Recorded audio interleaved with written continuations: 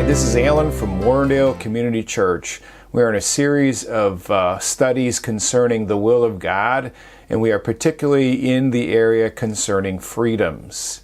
And these are very important in making choices within the area of the will of God. This seems to be a very large section to which we make choices.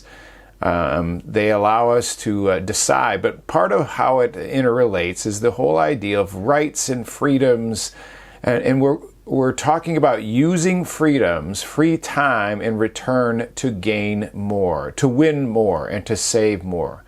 And Paul is establishing in 1 Corinthians chapter 9 his right to get paid. And so he's establishing a right related to his free time, related to his ability to have connections with a believing wife, and that allows him to be paid because he's an apostle.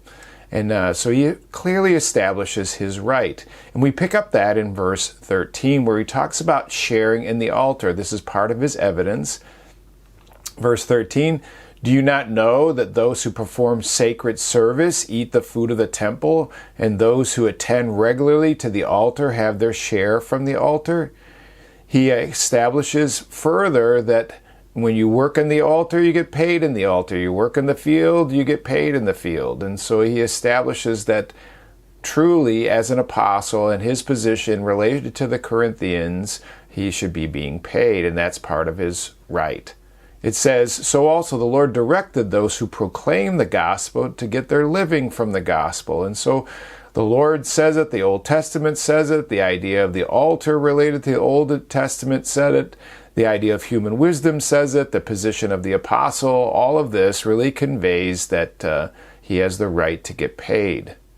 But verse 15 talks about that he's not using that right. He's not using that right. Verse 15, but I have used none of these things. And I'm not writing these things so that it would be done so in my case. For it would be better for me to die than to have any man make my boast an empty one. Paul has chosen not to use any of these rights. The point of writing these statements was not to cause them to start supporting him. So that's a really important thing. He is not writing them to talk about why a person like himself should be supported, but it's really talking about providing them an example. And that's what he's using. He could charge these Corinthians for his service and not have to work an extra job, spending up his free time to sustain himself. But he writes to encourage them to use their rights to gain more. And he uses it in such a way about gaining more, about saving more, in such a broad way to talk about how much more rewarding it is, and that God would be a reward of that. He doesn't always talk about that it's all future, like he talked about in 1 Corinthians 3. Paul says, I'd rather die, which is a great loss, rather than change the pattern he has established. Paul would be boasting in his lack of exercising of his right of support, which is a boasting in weakness and disadvantage. The whole idea is that he wants to make a big deal about it. But it's a big deal about giving up your rights for the purpose of advancing the kingdom and advancing the gospel.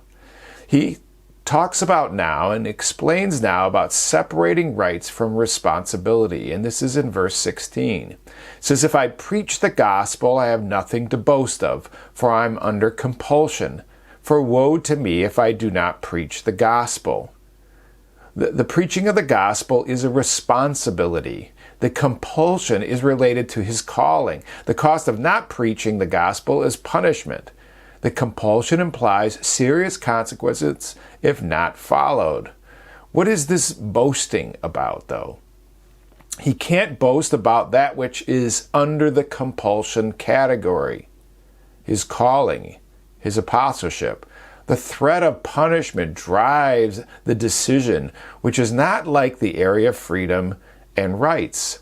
Paul is going to make a big deal, that's boasting, about giving up his freedom and rights and liberties for the sake of others. People normally boast about their freedoms, not about what they give up.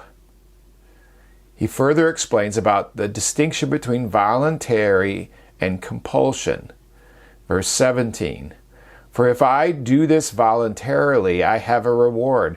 But if against my will, I have a stewardship entrusted to me. Now, we talked about previously about voluntary, compulsion, and woe, but just to narrow the point here, related to this whole idea of freedom, some part of the preaching is voluntary, if done a certain way. The part that is rewarding is the part that you can voluntarily give up. So the voluntary aspect is the part that can be rewarded, because the other parts are compulsion, or if not fulfilling the compulsion, it's woeful and brings judgment. He talks about the limiting of rights for the sake of reward in verse 18. It says, "What then is my reward? That when I preach the gospel, I may offer the gospel without charge, so as not to make full use of my right in the gospel." So he's explaining the right that is gained is to preach to others without charge. He's really kind of explaining the pathway to reward. Where does reward lie? The source of this reward is not using the full right of the gospel. He gains some reward by not making full use of his right. That's really what it's explaining. It doesn't tell you necessarily the full implication of what that reward is, whether it's future or near future. It's just talking about the way reward and benefit, this type of reward, works. In God's economy of time and effort, you have free time available to spend so as to create gospel benefits. You realize you have enough time and resources to accomplish both your normal compulsion functions without spending your free time. But you can use your free time to spend for the further advancement of the gospel, which has a separate reward. Let me explain it in such a distinction. The Christian has three options in relationship to using his reward or using his free time. You can expand your free time to consume your responsibility time and be punished because you have neglected your calling. This would be losing reward. This would be woeful, punishing. Number two, you can take care of your responsibility and use your rights normally. This would be gaining no extra reward. Or option three is using your free time or rights to spend them for the advancing of the gospel further and gain reward. Basically the idea of extra for your extra in the area of freedoms. You choose the direction. God controls the outcome. You make a choice. It's a freedom, and therefore you get a choice in the matter. You have to see the value of it. Now we're going to see the application of a voluntary choice. The reward of gaining more, and he says that in verse 19. "For though I am free from all men, I have made myself a slave to all, so that I may win more." Paul is free from all men, but chooses to make himself like a slave by not charging the rightful expense. This is more to gain, or there is more to gain, by making oneself a slave to all than by exercising freedoms. This describes the way Paul uses his freedoms and why he does it that way, especially the freedom of things like he's already talked about. This is not talking necessarily about freedoms related to, that might cause my brother to stumble, like eating meat sacrificed to idols or anything in that other category that we already covered. This is talking about his extra time. And the thing is, the gain of money is not this gain, because he is left off from charging. So the gain is definitely not material. There is a clear benefit and reward in using your freedoms to win the more. We can use some of our rights and freedoms to a higher reward and have a more valuable gain. And is that what we're interested in? That's what Paul says he's interested in. That's what he chooses to do it.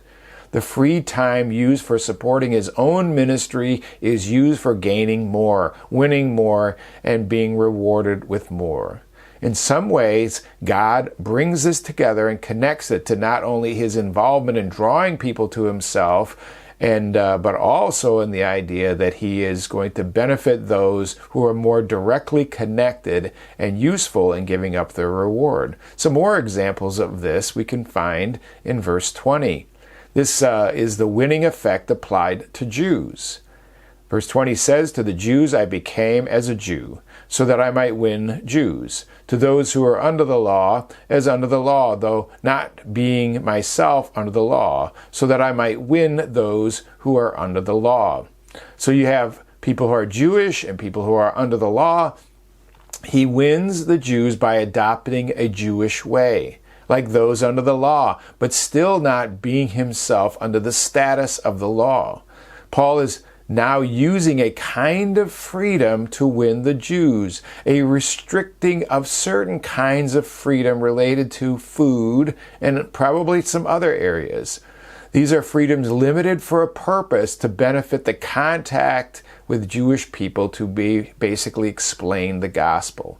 He seeks to win them by using this area of freedom in such a way that it doesn't cause offense to the gospel.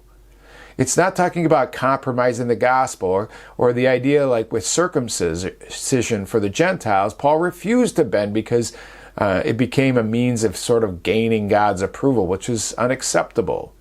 So the idea is that there are some areas of freedoms at which you can choose to limit to make contact with the Jewish people, as he says. And there's another winning effect applied to Gentiles. Verse 21, "To those who are without the law, as without the law, though not being without the law of God, but under the law of Christ, so that I might win those who are without the law." See, the gain or win is achieved by either setting aside rights or embracing the rights.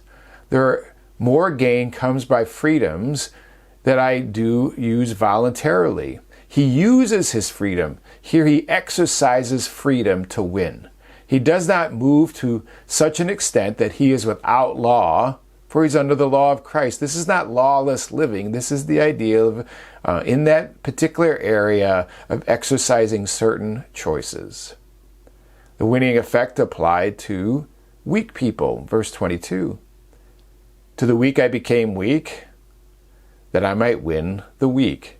I have become all things to all men, so that I may, by all means, save some."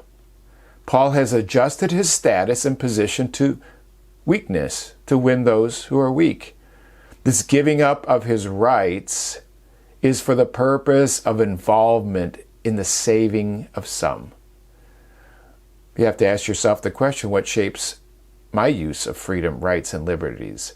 Is it for increasing the effect of the gospel, or using my freedoms for my intended purposes? The word weak is unimpressive, or used that way in 2 Corinthians chapter 10 at verse 10. These are not the big and impressive people of rank, but rather weak physically, socially, or positionally. The position of the apostle, or the impressive status of seeing the Lord, is not used to underscore his right, but he chooses rather to take the status of an unimpressive person to win with the gospel. This way of using freedoms is worth it, even if only some come in contact with salvation through his choice. Paul even points that out in Romans chapter 11, verse 14, where he talks about if somehow I might move to jealousy my countrymen and save some. And so what happens? What are you doing with your rights and freedoms and liberties in Christ? These are encouragements that we've just looked at to use your freedom to advance the gospel, like using extra money to support a work that reaches out in an area beyond your reach.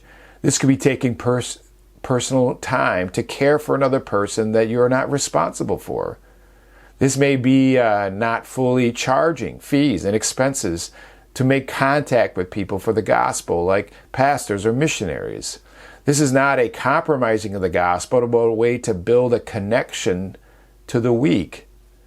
The way you use your rights in some way leads to a gaining effect for saving some that gives credit to those choosing to do it that way.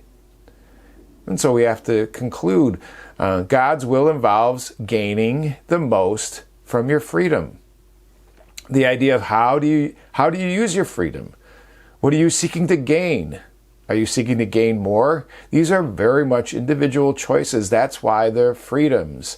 If we legislate freedoms or somehow eliminate the choice or somehow make all of these choices so that they're very easy and codify them, then they no longer become freedoms, and they also don't become rewarding because they're mandatory. The same thing in the relationship to tithing, when you make it mandatory as opposed to what it is in the New Testament, that it's free will, then what happens is you've taken a freedom and turned it into a compulsion. With those thoughts, we're going to conclude and think about these things.